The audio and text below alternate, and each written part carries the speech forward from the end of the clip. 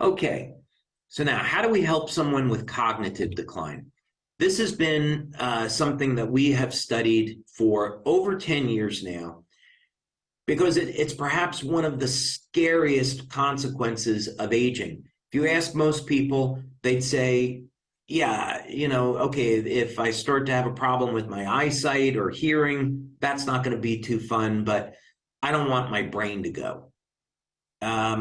What's the point of having a healthy body if your cognition has suffered? Some of this is a consequence of aging. Other times, again, this could be a very serious medical condition like Alzheimer's. So you want to take it seriously.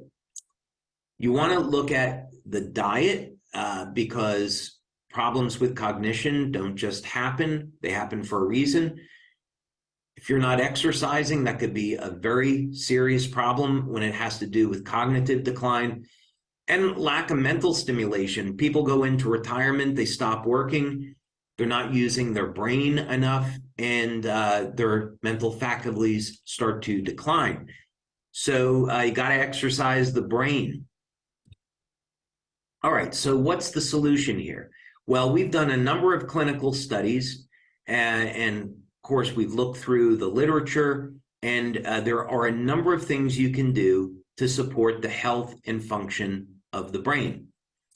One of those things, again, is turn on energy production in the cell, mobilize the stem cells, improve your diet. There are a number of supplements that are absolutely going to be of help here. Exercise. When you exercise, you're telling your body, hey, I'm alive. I want to stay young and healthy. You're turning on genes associated with youth. Exercise helps to maintain cognition. No getting around it. Stay mentally active.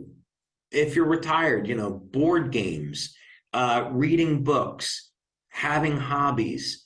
I know when I retire in 100 years, I'm going to still be inventing because I want that mental stimulation.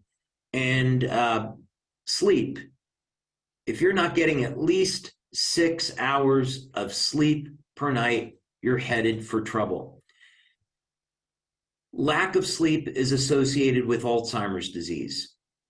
Lack of sleep causes an increase in beta amyloid 2 protein, which is linked to Alzheimer's, increased risk.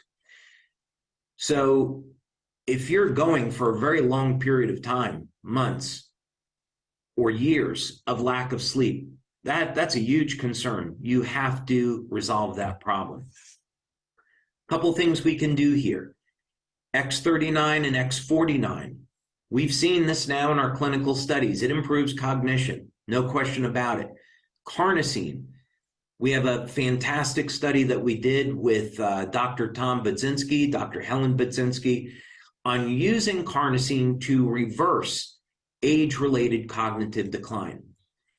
And of course, Shine and Dream for energy and for sleep. Now, I'd recommend that you take a beta-alanine supplement. 1 gram per day is enough. 500 milligrams is even okay. You find beta-alanine in red meat.